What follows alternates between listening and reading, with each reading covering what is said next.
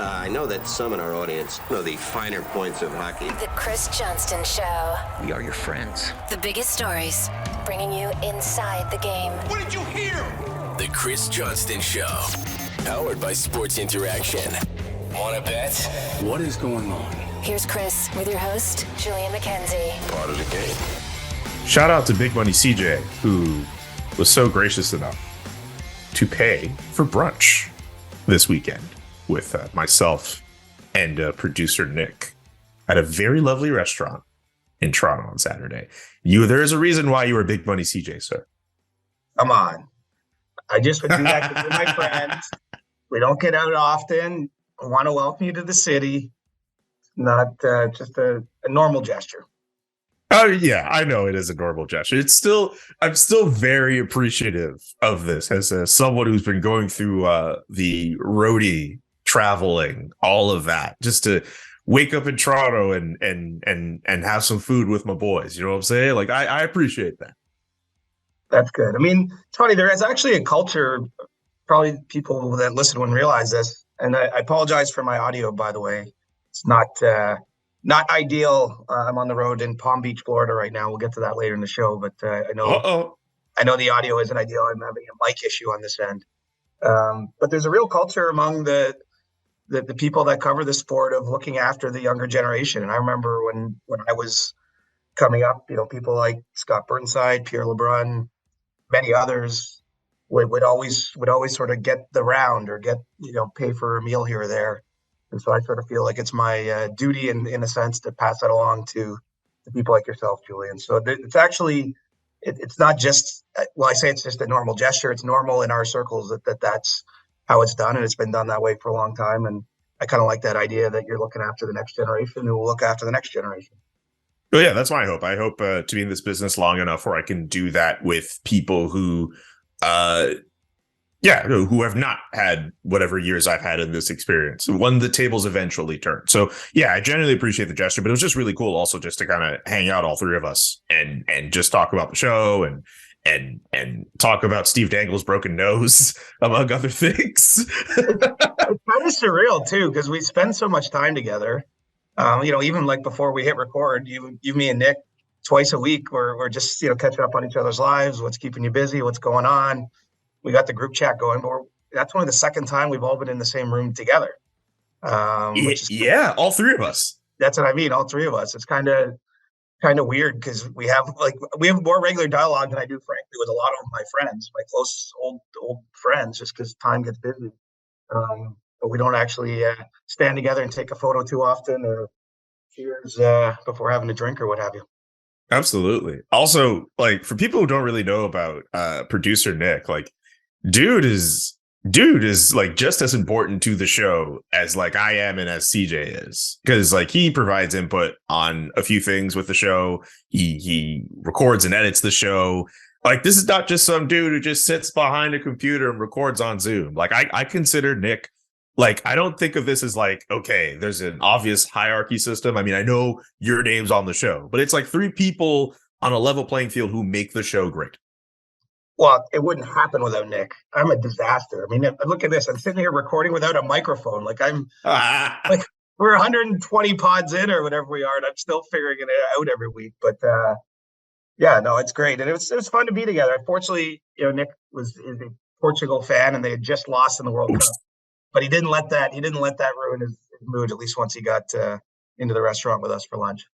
At the very least. I should, I guess, talk about some of the hockey we've seen over the last little while, including the Flames-Leafs game that was that Saturday night. I know I was in the building for that. I think you were elsewhere.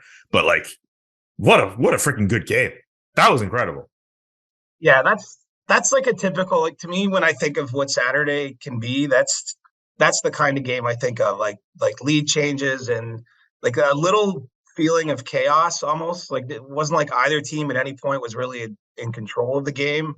It didn't seem, obviously some sloppy play on both ends, lots of penalties, a little bit of, I don't know if we can call it a controversy, but Daryl Sutter sort of throwing out there that the Leafs always get the calls in Toronto, which is actually patently ridiculous. If you look at the numbers, the Leafs have been one of the least favorable teams in terms of getting power plays in either at home or on the road in the last 5 seasons. But it was, it's perfect. It was that to me is like a perfect Saturday game. Better atmosphere typically on those nights in the building. It's not everyone racing there straight from work, right? I think people get a chance to get excited for games, and so I don't go to many games as a fan, but if I were, I could choose the circumstances, it would be a Saturday somewhere like Montreal or Toronto, Edmonton, same thing. I just think there's a certain vibe to that probably is tied to Hockey Night in Canada, but I think it's just, it's almost kind of part of the fabric of the sport. And that's maybe not where we're thinking with the question, but that's how it felt to me. It's just like two Canadian teams, a bit of chaos, some fun performances, and then you get overtime at the end, and the home team won that one. Dude, that is exactly where I wanted you to go with that one. I think there are so many other places you can get X's and O's and, of actual recap of the game. I didn't exactly anticipate that. What you provided was actually exactly it. And as someone who was actually in the building, that was the first time I had ever been at Scotiabank Arena for a game. It was the second time I've ever been inside that arena, but the first time I was there for a game. The atmosphere, the in-game arena music, hearing Kyle Dubas cuss out the refs, like I was literally sitting below his box, and like I hear him like cussing out the refs, like all that atmosphere and experience. Like I enjoyed that. That's something that's going to stay with me for the rest of my life. That was fun, and the fact that the game in front of me was very entertaining. Like, yes, we have jobs to do as reporters and in covering games and asking questions, but we're more than allowed to take in the atmosphere of a game and appreciate it for what it is. And like, I genuinely appreciated having that opportunity to, one, travel, two, to be in the building for that game. Yeah. I mean, if you can't enjoy that, like you might as well hand in your card and go get another job. Right. I mean, that's, to me, like that's always been the most fun. It's what made the pandemic difficult from a work perspective. I mean, I know I've talked a lot about not being able to talk to the players as easily and that, impairs the ability to do the job well, but it's the atmosphere of the games. Like, I was in Edmonton for a month during that pandemic Stanley Cup. Basically, I was there for the Eastern and Western Conference Finals and the Cup Final. And like you're walking to a Stanley Cup Final game, there's literally nobody on the street. I mean, like nobody. Like it felt almost wrong because it's, the games carry so much importance, but the atmosphere and the mood didn't match it, right? I mean, this is I'm so thankful we're back to what I call normal and that you can have that. And I've always thought with the job, like the things I enjoyed most were being able to travel around, see things I would never see. It's a real privilege to get to do that. Obviously make a lot of friends across the continent and beyond. And then be at those games. Like you want to get jacked up and feel the way the players feel. I think it's good for your writing. I think it's a healthy way to view it. And as I said, like if you're not enjoying that, like I don't know what you're doing. You can't be a robot. I mean, there's heart and emotion in sports, right? It isn't just X and O's. Like there's something special and magical about the games of sports, which I have my whole life, lots of sports. And now I'm getting excited. I'm thinking of going to Montreal for a Saturday night game in January. Just like sitting in the crowd, like not for work reasons.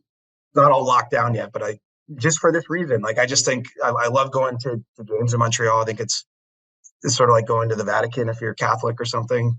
And yeah, so it's special. I'm glad you're getting to enjoy it, man. Like pinch yourself and savor this stuff. Like it goes by quickly. I think I've done 16 Stanley Cup Finals and 2 Olympics, and it happened in a flash. Yeah, you've done 16 Cup Finals. I've only done 1. But that being said, with regards to Montreal, I just want to mention really quickly, it means the world to be back in Montreal to cover Flames Canadians later tonight. I've been looking forward to this for weeks, so I'm very excited about that. I'm really happy I get the opportunity to go back home and get to cover that game. It just means a lot. I don't know how to better explain it. Intermission? 1 hot dog. We're gonna have 3. Are you kidding me? We're gonna do 3. We're gonna do 3 hot dogs and take in intermission trivia with the boys. Absolutely. Okay.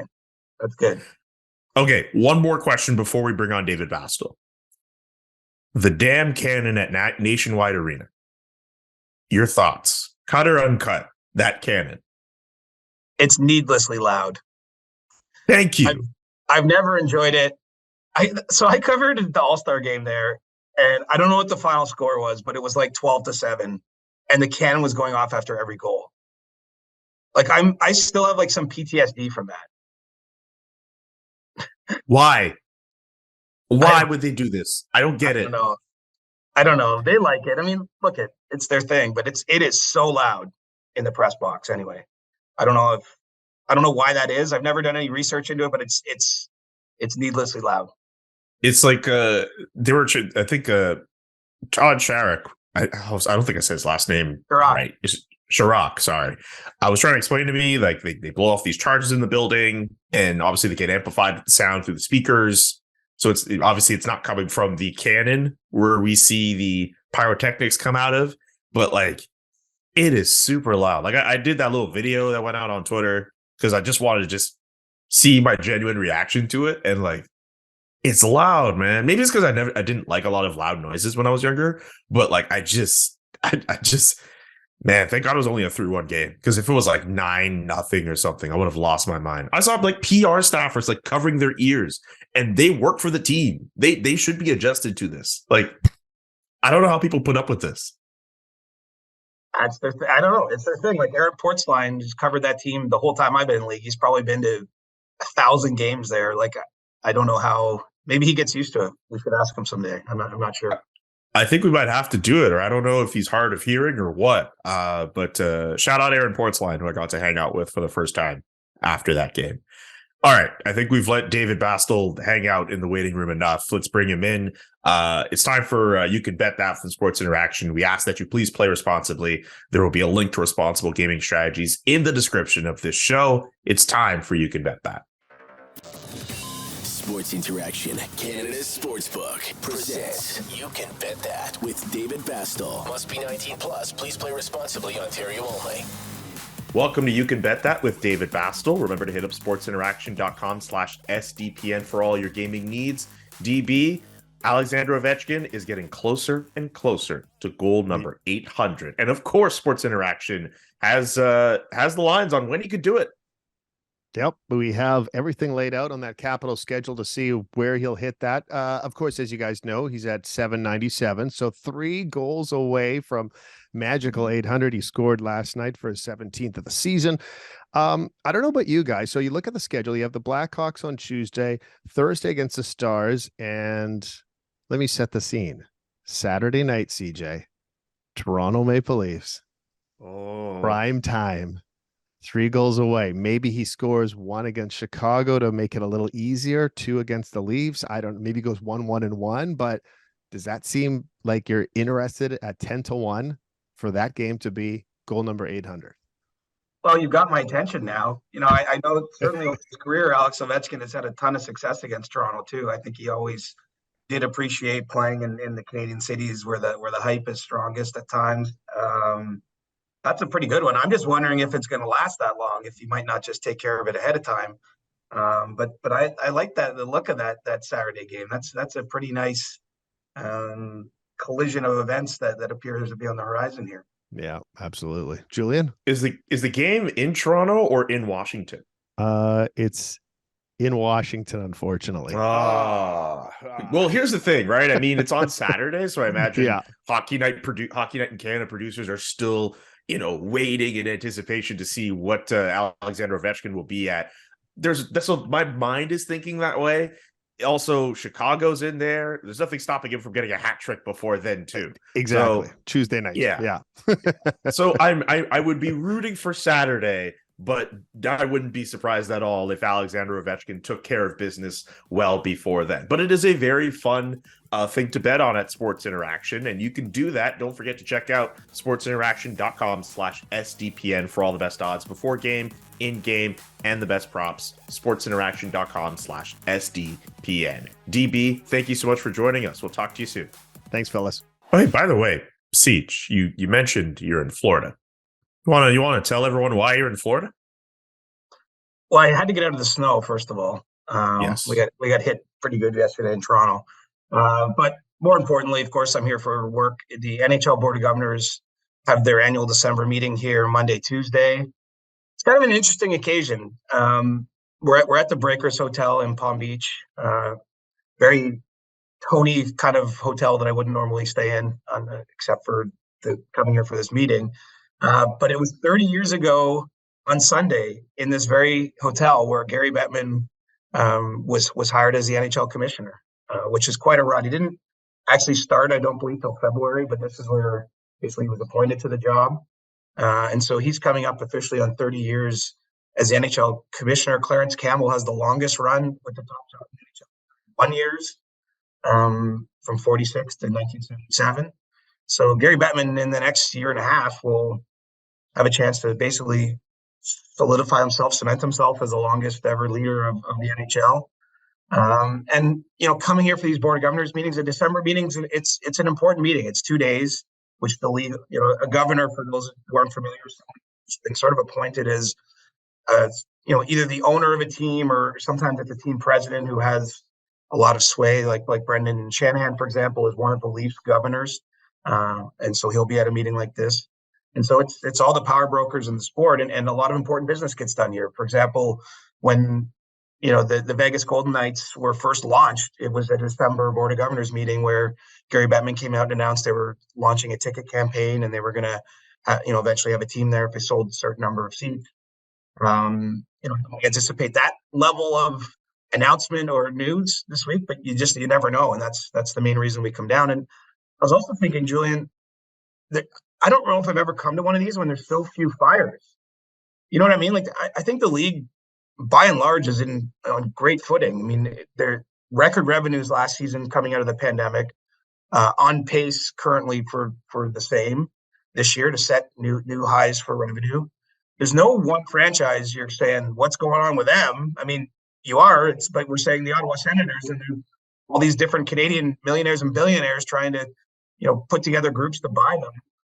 Certainly not. There's no aspect of that I think is cause for any great concern. It's a big bit of business that's going to be done in the league, but it's not under auspicious circumstances. And even Arizona, right? With so long, the questions that meetings like this is, what's the future of that franchise? I mean, the future right now is they're one step away from getting a new arena built, which I would think would be on much more stable footing. So, it's 30 years for Gary Bettman, but I'm thinking he's probably never come here feeling so relaxed, because a lot of times there's maybe more smoking fires. There's just, is this team moving? What's going on? I mean, we don't have those kind of questions this time around.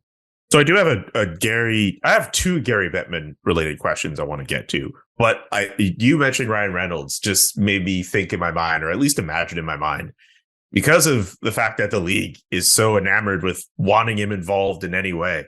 Like, wouldn't it be hilarious if you're just at these meetings and Ryan Reynolds just kind of strolls in as some kind of special guest? Like, the idea that Ryan Reynolds, a big superstar personality, would want anything to do with the NHL, like, the NHL must be salivating at that. Yeah, and I do think we'll get to a time where he is walking in the door at one of these meetings.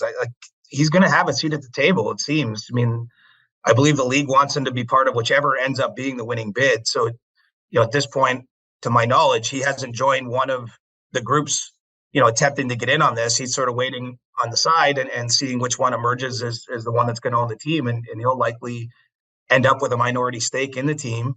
I don't see one negative in that for the NHL, just given his star power, the fact that he has, shown that he's got an entertainment company and he can, maybe build a series around the Senators, raise their profile.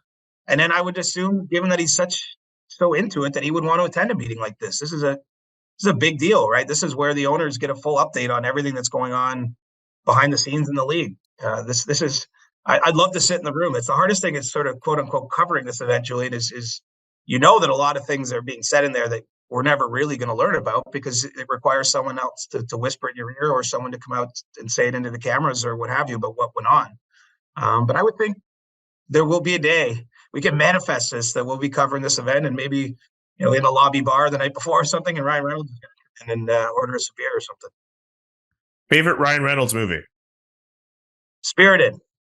Yes, the movie you just watched. It's good, though. In all seriousness, it's good. I would encourage you, especially with it still being the holiday season, if you have not watched Spirited, I give a full CJ endorsement on that one. By the way, not an ad from CJ. Gary Bettman, 30 years for Gary Bettman as the NHL commissioner. What do you think his legacy is as commissioner? Just, I know he's not anywhere close to stepping down as far as I know, but like, what do you think his legacy is as the NHL commissioner, being in that position for 30 years? Well, Southern U.S. expansion is the obvious thing that comes to mind because the league has grown a fair bit under his watch, and in places like Arizona and Vegas, and I realize Seattle's not in the South, but a lot of Nashville, a lot of the flavor of the league has changed in those 30 years, and it's largely been taking hockey to less traditional. I actually had one of the governors I chatted with yesterday, just casually, mentioned he thinks Gary's legacy is installing the hard salary cap in the league. That the most important thing, again, this is from an owner's point of view, the thing that he's done in 30 years as a commissioner is get the only hard salary cap in the major North American professional sports, because that's what's brought the stability in a lot of ways. You know what I mean? When I'm talking about no teams being really in dire straits, it's because they have a degree of cost certainty tied directly to the league's revenues with that hard salary cap. Now, we know Agent Provocateur, for example, who has a show on our own network, would vehemently disagree with that being a positive thing, because he represents players, and it's definitely put a drag overall on player salaries compared to where they'd probably be if they didn't have a hard cap. But the NHL sacrificed an entire season to do it, and that was a very controversial, unpopular decision in the moment, but it's one that has strengthened the league, I think you could argue. Again, at the expense of players. I mean, if the highest paid guy in the league is making a fraction of, we're watching baseball free agency now, and like number 3 pitchers are signing for more than Nathan McKinnon makes. Guys that have been crazy injured or 39 years old are signing $20-25 million contracts per year. So it's maybe not fair. It's a little apple. It's not apples to apples in terms of the of those sports, but that's probably the legacy for me. And I mentioned earlier too, I shouldn't say that there's no issues at all in the league right now. I mean, I think for example, the World Junior investigation from 2018 Team Canada. I think there'll be updates on that here, for example, like where the NHL's at there. That's obviously a very serious topic. What the league does will open them up to scrutiny or doesn't, I guess, potentially. So there's always big issues that Gary Bettman and Bill Daly are managing. But I just think from a financial business standpoint, well, it's just amazing to me that we've come through a pandemic and the league is where it's at, right? I mean, let's remember how dicey that was. I mean, it's just a crazy, surreal time in our lives, but there was a lot of games played with no one buying a ticket to the game. There was a lot of games played where you weren't selling someone a beer or some popcorn or a sweater. The revenue was choked right off, and the league, I'm sure there was concern in the head office. I mean, no one said it out loud, but again, everyone who ran a business in the world pretty much in those few years had to, for the most part, wonder about what it all meant for them. And the league, the NHL was in the same spot. And yet here we are just, at the dawning of 2023. And, the debt that the owners racked up, or the players racked up to the owners, is almost repaid. Will probably be done so in a year's time from now. The revenues themselves are strong. Attendance is strong. And you've added another team in the Seattle Kraken in the process. I mean, it's pretty wild that they were able to navigate that unpredictable period so well. Yeah. And I'm just thankful for the fact that we have fans back in the building. And you had mentioned the investigation on the 2018 World Junior team. That was the second question I wanted to ask. That was Gary Bettman related. And I'm glad you touched off on that, because I don't know, it just feels as if, we kept hearing for a while that the league was going to investigate and that they were close to the end of their investigation. And we are approaching this year's World Juniors, and we still haven't heard the results of that investigation. So I hope we do hear some updates from that this week. I imagine we'll have something on our show Thursday. Once these meetings play out and I have more of an opportunity to talk to people, I think we'll have some better sense of where it's at. I mean, it seems like the NHL's end of it is nearly complete. I think that they're waiting to see what the London police are going to do too, which does actually make sense to me. I mean, if there's criminal charges of some nature that might impact, I mean, like it all does tie together. And I would think that sooner rather than later, we're going to get clarity. But, as we're sitting here today, I don't know much more than that. Okay. Two more notes before we get to Ask CJ, which we do every Monday, where we take in questions from viewers like you for CJ to answer. Did you hear about the announcement about the Battle of Alberta that will take place at next year's Heritage Classic in Edmonton? Yeah, I know a bit about that. It's the 20-year anniversary of the first ever outdoor game. If you remember, the Canadians and Oilers played in 2003 at Commonwealth Stadium. I remember the Tukes. Exactly. They had an alumni game, which was pretty cool. And, it sounds like it's sort of a recreation of that weekend, a celebration. That was the first ever outdoor regular season game the NHL's played. Obviously, it's played many since, and it's become, something that I think the league is proud of. It's a new event that sort of stemmed out of, at the time, wasn't planned to be that way. It was just kind of it was an idea the Oilers pursued with the NHL's permission, and it worked out. I know that there's been talk about bringing some of the previous heritages to Edmonton, and ultimately the league wanted to hold off to have it be like an anniversary weekend. So it's going to be in October of 2023, early next season. Believe it or not, if you haven't been to Edmonton, it's pretty cold there still in October to play a game outdoors. If you got into November, December, you're risking the possibility of like a minus 25 kind of day Celsius, that is. And so it's going to be early in the season. Flames and Oilers, I think that there will probably be an alumni component to it, similar to what was there 20 years ago. And I think it'll be a cool event. I'm long on record defending outdoor games. I know that they've gotten stale maybe for the TV viewer a little bit, like there's less novelty to it because it's happened so often. But, I've attended a number of them over the years, and I think it's such a cool thing when you're on the ground in the city, going to the game, getting bundled up. It's just it breaks up. It's a little different than the other games, and so I think it's only fitting it would be a Battle of Alberta for that game, and make sure to bring your warm socks, Julian, should you be there covering it. Warm socks, warm underwear, warm jacket, warm sweater, probably a little face mask too, gloves, warmers from a feet, from a there boots. Is a heated press box, man. Yeah. You're not sitting in the crowd unless you go and sit in the crowd. I guess that is the case. That being said, I am genuinely excited at the possibility of covering an outdoor game. And don't get me wrong. I know it's going to be cold, but I am excited about that possibility in October, especially since it will be a Battle of Alberta. So I will make the drive up. I'm making the drive up. I'm saying it now. You call it as it is. I'm making the drive up to Edmonton for that game. We have to mention Kris Letang too. It's a very early stick tap for him because a couple of weeks ago we were talking about his health and the fact that he had suffered a stroke, and he's already back. Like that's incredible. Wild. It's wild. 12 days between suffering a stroke and returning to the Penguins lineup. And remember, it was 10 weeks he missed back in 2014 when he had his first stroke. There's a reason it's such a shorter time frame, and I understand some people are concerned by this.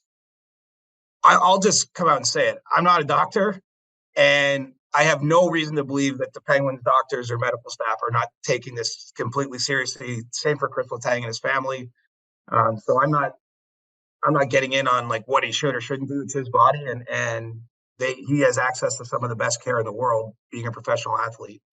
But, at that point, when he missed 10 weeks in 2014, they hadn't realized he had an undiagnosed small hole in his heart. And that was found in that process when they're trying to diagnose why he'd suffered that stroke. That's something that's now known, and they've managed, for the years in the middle.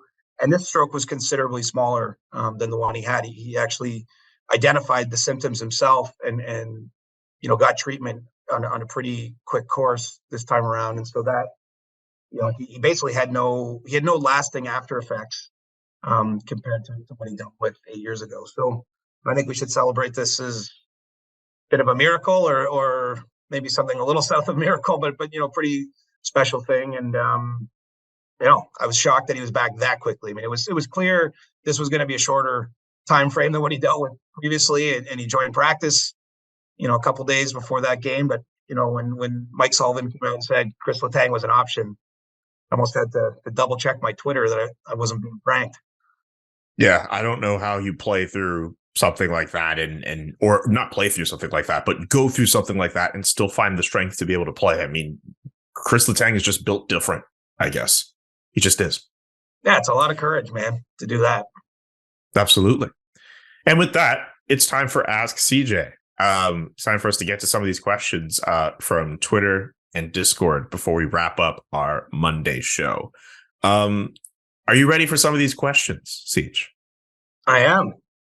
DRZ in the morning on Twitter asks, what's the ceiling for the Seattle Kraken this season, and how do they reach it? I think they can be a playoff team. And that's a pretty high ceiling for a second-year team in existence that's still building up its culture, still building up its prospect base. I know that they signed some free agents in last summer, which I think have helped out tremendously. Their power play has been good this year, and guys like Andre Burakovsky and Justin Schultz, who are off-season additions, have played a part in that.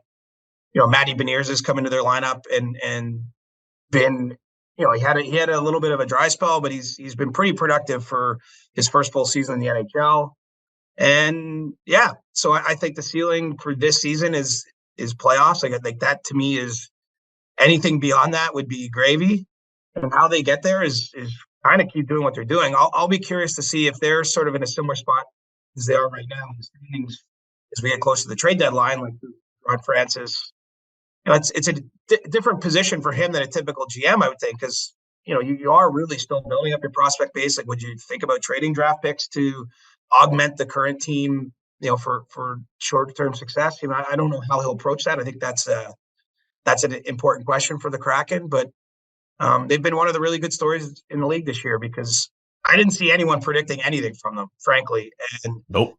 They've basically been in a playoff spot since the first day of the season. I mean, they started well, and they haven't had too many long losing streaks or anything. That's they've just been one of the teams that's in the top 8 in the West. So that says something. We're almost 30 games in now.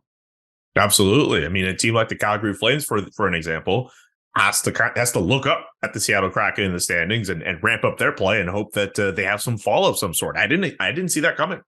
I did not. They're the surprise. They might actually no. The New Jersey Devils are the surprise team of this year, but the Seattle Kraken, we should not forget about the fact that they have surprised everyone as well. Yeah, they get honorable mention for surprise team of the year, but no one's unseating New Jersey. I mean, again, I was predicting New Jersey having a good season. I wasn't predicting this. I mean, they've been turnstiling the league, again, right from the start of the season. So, yeah, it's been a fun year, man. I liked having some of these surprises. I didn't expect anything from Seattle. I'm going to be honest.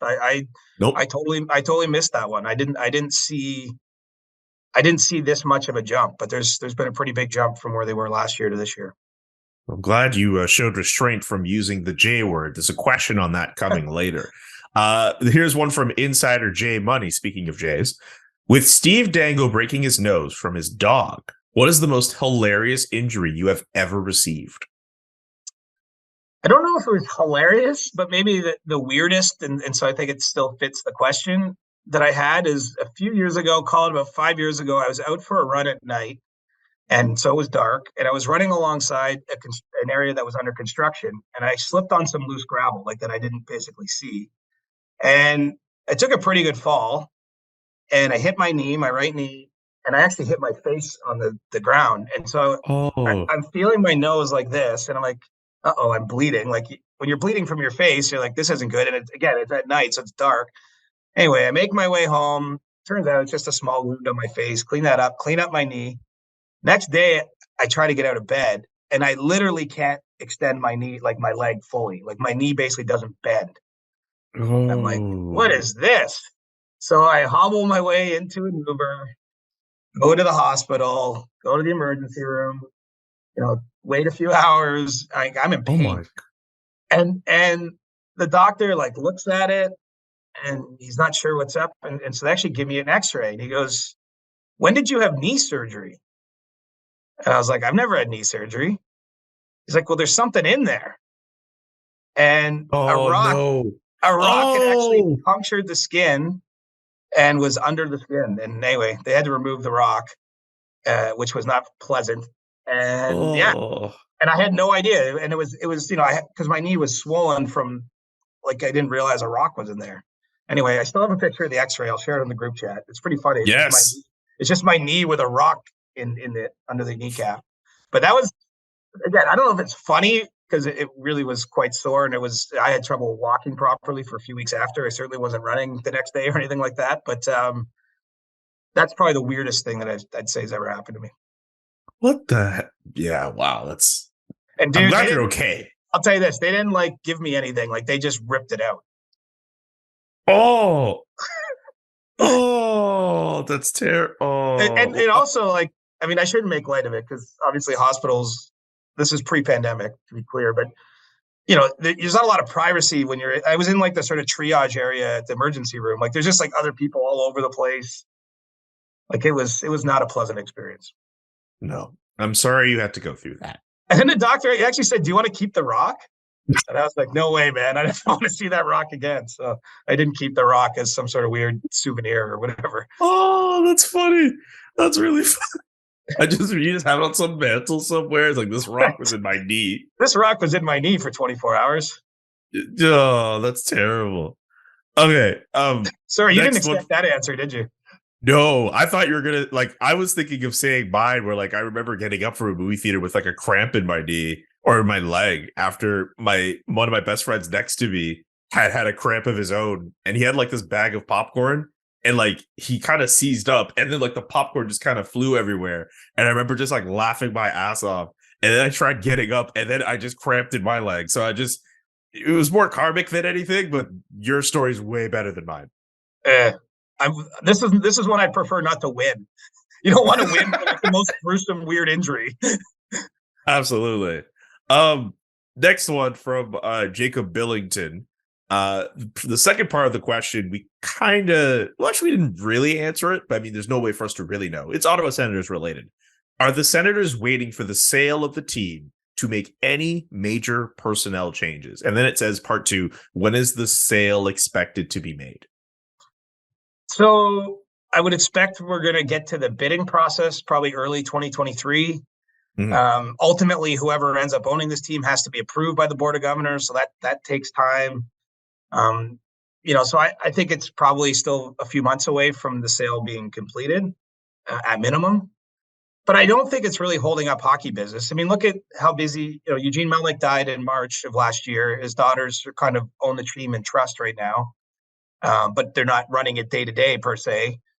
And look at the summer they just had. I mean, they signed players to 8-year contract extensions. They brought Claude Giroux in on a pretty big money deal. I mean, they've made changes. Obviously they operate on a budget, but I think that's always been the case. And so I don't think there's anything keeping the front office from making moves. Now, once there's a new owner, we'll see what happens from there. If, I'm sure Pierre Dorian's future will have to be decided by that owner and all those types of things. But, I don't get the feeling day to day that the hockey side is too impacted by the sale. And as I say, probably be somewhere in the middle of 2023 that this is all said and done and wrapped up. Next one from Pokelum. When will CJ curse a team with the J word? Never again. I don't want to do that. when I first did it, if you remember, I wasn't trying to curse anybody. No. I thought the Montreal Canadiens of whatever season I was, was it 2021 season? Yeah, they ended up going to the final. You ended up being right. Sort of. But you still ended up being right, sort of. Like, they had this amazing start. I tweet that. Within like 3 weeks, Claude Julian's fired because they went exactly the opposite direction. Like, everything seemed like a nightmare. They go down 3-1 in the first round of the Leafs. They come back and win that series and then go to the Cup final unexpectedly. Like, I guess maybe I was sort of right, but anyway, I don't want to use that word anymore because I don't want anyone. I would never want to curse a team, right? Like, I don't have the horse in this race. I'm just trying to call it as I see it. So I'll say other teams are very good, but I'm not dusted off the juggernaut for anyone. Okay, so the juggernaut word is dead. for the time being. I don't know. I ran a For marathon. the time being. Well, I don't know. Maybe I'm not inclined to do it right now. Maybe that's the best way to say. I don't know how I'm going to feel in 2 years' time, but I'm not doing it right now. Would we do a Juggernaut shirt for the SDPN store? Well, I don't know if you remember, you didn't know me then, but I ran a marathon during COVID, and I actually ran it wearing a Juggernaut shirt that I just had made myself. And the reason I did that at the time was I was trying to prove there is no jinx. Like, I'm calling myself a Juggernaut, and I'll go and still run this race. And anyway, but people only remember the original one, and that's fine. That's all well. And it wasn't even I get it, fine. Things went bad, but it still ended up. It's nowhere on the level of like the Drake curse, for example. Right, but again, I don't want to curse anybody. That's the whole point here. I don't think you really were. I think people are just overreacting, and a lot of I think certain people from a certain fan base made it more about themselves than anything else. No disrespect. And what's funny when you think about it, how many tweets do you send? How often do you put a lot of thought into a tweet? I mean, let's be honest. It's not really what the platform's about. It's more like, hey, here's a thought or observation. I'll just whip this off, and then like you never know what's going to go like wildfire. I can guarantee you that one. I had no idea that we'd be talking about it 2 years later. Put it that way. Nah, I'll say this though. I feel like nowadays you got to put just generally speaking, we got to put a little bit more thoughts into our tweets. But hey, maybe the powers that be will give us 4,000 characters to do that. I hope not. I saw that. I hope the hell not. Ridiculous. Anyway, we've already given our grievances to the man who runs Twitter. Next one from NLDo_Mar on Discord. I'm sorry if I don't have the name right. Which ebooks? Actually, no, they're saying books, but also ebooks. If you read ebooks, are you wanting to read within the next year? How about hit me up with some suggestions? I feel like I've been a little uninspired on the book front these days. I could use a good book. So I'm going to turn it back on the viewers and listeners and see what comes my way, because I'm open to suggestions there. Have you read the book from Harnarain saying one game at a time? No. That would be one. I believe he just re-released that with added details. I got my copy of the book signed. And another book I'm trying to get into. I started reading a little bit of it, but I got busy the last few days. How do you feel about Bo Jackson? I don't have a lot of strong thoughts either way. Okay. Well, I love Bo Jackson. Great, probably the greatest two-sport athlete, not named Deion Sanders. Jeff Pearlman has a book called The Last Folk Hero, The Life and Myth of Bo Jackson. Those are the two books I'm getting into. Maybe those are two suggestions you can add to your list. Appreciate that. Final one from Dallas Stars Fan 7. Favorite holiday tradition? Oh, man. I love all of them, man. Like I don't have one. I can't say one thing. Like, my family didn't do the exact same thing. Like at 3 p.m. on Christmas Eve, it's this, and but maybe like one of the nicest ones, because it does remind me of my late mother, is she always would have a little champagne and orange juice on Christmas morning. So that's something we never miss. It just makes me think about her, think about that time. My parents weren't like big drinkers or anything. So like it was when I was a kid, it was just sort of like, it was almost like novel. It's like, wow, they're having like champagne in the morning. Like, it just seemed like it was like blowing my mind at the time. So little mimosa action on Christmas morning is one of the things. But I like having a tree. I've been listening to Christmas pop on Spotify for about 3 to 4 weeks already now. So I like Christmas music, and just the time spent with the people you love is really what it's all about for me. I'm not a big present guy or anything like that. It's all those little things that tie you to your memories of your youth and your family are nice. You're not a big present guy? So like you don't want anything? Like, if I were to come to you and be like, dude, do you want anything for Christmas? You're gonna be one of those people who tell me no? I wouldn't be lying. Like, if I got nothing, I wouldn't be disappointed. Oh, but you're a time spent guy. You're a guy like who likes to be around everyone and enjoy the company. You're that type of person. Yeah, I don't care about stuff. It's just the truth. I really don't.